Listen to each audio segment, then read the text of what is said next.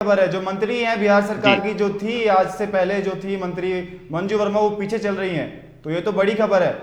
तब देखते हैं आगे क्या होता है, स्थिति कुछ देर में जी, साफ हो जाएगी, कुछ ही घंटों में। वहां से आरजेडी के उम्मीदवार है राजवंशी मत, तो वो 5,000 कुछ मतों से आगे चल रहे हैं चिड़िया बरियारपुर विधानसभा से, जिस विधानसभा से मंजू वर्मा विधायक थी और पूर्व मंत्री रह चुकी थी जदयू की। और अन्य विधानसभा क्षेत्र की बात करूं तो आरजेडी और या कम्युनिस्ट सीपीएम के उम्मीदवार जो थे वो आगे चल रहे हैं। और मटिहानी की बात करूं तो दूसरे नंबर पर वहां पर जदयू के विधायक के बाद दूसरे नंबर पे भी वहां पे सीपीएम के उम्मीदवार है राजेंद्र सिंह, वो भी दूसरे नंबर पर वहां चल रहे हैं। जबकि वहां से लोजपा के प्रत्याशी भी राजकुमार जी हैं। जिन जैसा उनका प्रदर्शन, जैसा उनका प्रचार चल रहा था, लोगों को लग रहा था कि वो नरेंद्र कुमार सिंह भोगो सिंह को काफी कड़ी टक्कर देंगे। लेकिन जिस तरह के सभी नतीजे आ रहे हैं, उनको देख के नहीं लगता कि उनका टक्कर अब किसी से रहेगा। राजीव, मैं कहना चाह रहा था कि क्या जो महागठबंधन के प्रत्याशी हैं उनके घरों में मिठाइयां बननी शुरू हो गई हैं? अब तो मिठाई बनने लग गई होगी, खाने भोज की तैयारी हो रही होगी महागठबंधन के प्रत्याशियों के घर में। जी, निश्चित तौर पे यहाँ से तो पूर्व से ही महागठबंधन का पलड़ा भारी था और लोगों में काफी खुशी पहले से ही थी। और बहुत यहाँ की जनता ने उनको भारी समर्थन भी दिया था। और जैसे नतीजे आ रहे हैं तो लग रहा है कि यहाँ पर काफी जो उनके कार्यकर्ता होंगे और जो उम्मीदवार हैं उनके समर्थक जो होंगे उनमें काफी खुशी होगी और वो जश्न मनाने के लिए तैयार होंगे।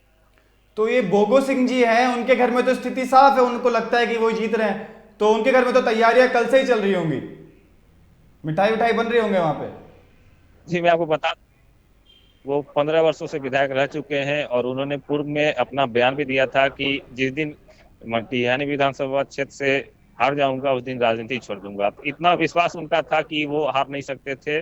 और उन्होंने चैलेंज के तौर पर कहा था कि कोई माइका लाल मुझे हरा नहीं सकता। इस पर काफी विपक्ष के द्वारा बयानबाजी भी हुई थी, लेकिन उनका ये विश्वास था कि वो हार नहीं सकते। और जिस तरीके के नतीजे आ रहे हैं कि लग नहीं सकता कि वो फिर से इस बार हारेंगे। चलिए, वो तो जनता जनार्दन है, वो जनता ही डिसाइड करेगी कि कौन जीत सकता है। लेकिन भोगो सिंह की जी फिलहाल बेगूसराय से आगे चल रहे हैं। बाकी जो 6 सीटें हैं, जो 7 सीटों में से एक सीट है जो मथियानी विधानसभा है, उस पर भोगो सिंह जो कि जेडीयू के प्रत्याशी हैं और विधायक भी हैं फिलहाल, वो आगे चल रहे हैं। बाकी 6 सीटों पे जो महागठबंधन के प्रत्याशी हैं बेगूसराय में, वो आगे चल रहे हैं। तो बेगूसराय की स्थिति ये थी। तो आपका बहुत बहुत शुक्रिया राजीव, आपको दोबारा जोड़ेंगे थोड़े दिन, कुछ घंटे बाद, जो रुझान जब नतीजों में बदल जाएंगे, जब स्थिति पूरी साफ हो जाएगी, तब दोबारा आपसे चर्चा करेंगे आज। तो अभी आपने देखा बेगूसराय की स्थिति ये थी कि जो महागठबंधन के प्रत्याशी हैं, सात विधानसभा सीटें हैं बेगूसराय में, जिसमें से एक सीट है जो मटिहानी विधानसभा सीट है, उसमें बोगो सिंह जो जेडीयू के प्रत्याशी हैं वो आगे चल रहे हैं। बाकी 6 सीटों पर महागठबंधन के प्रत्याशी आगे चल रहे हैं फिलहाल बेगूसराय में। कुल मिला के मैं संख्या की बात करूं तो एनडीए अभी 129 सीटों पर आगे चल रही है, महागठबंधन 97 सीटों पर है अभी, मतलब एनडीए आगे चल रही है। स्थिति अगर यही रही तो अदर जो अन्य पार्टियां हैं वो काफी अहम भूमिका निभा सकती है सरकार बनाने में। लेकिन फिलहाल ये रुझान है, शुरुआती रुझान है, कुछ देर में स्थिति साफ होगी।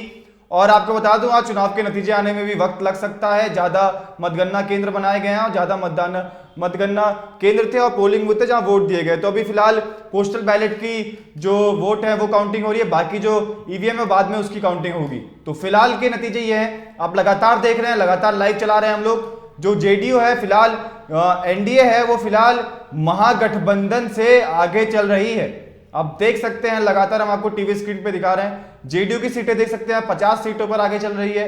बीजेपी 72 सीटों पर आगे चल रही है। वीआईपी 6 सीटों पर आगे चल रही है। मुकेश सहनी की पार्टी 6 सीटों पर आगे चल रही है। जीतन राम मांझी की पार्टी सिर्फ 1 सीटों पर आगे है। और आप देख सकते हैं आरजेडी 74 सीटों पर आगे है, 64 सीटों पर आगे है, माफ कीजिएगा। कांग्रेस 19 सीटों पर आगे है। लेकिन जो दिलचस्प बात यह है कि बीजेपी 72 सीटों पर है, जो कि जेडीयू से 12 सीटें ज्यादा हैं।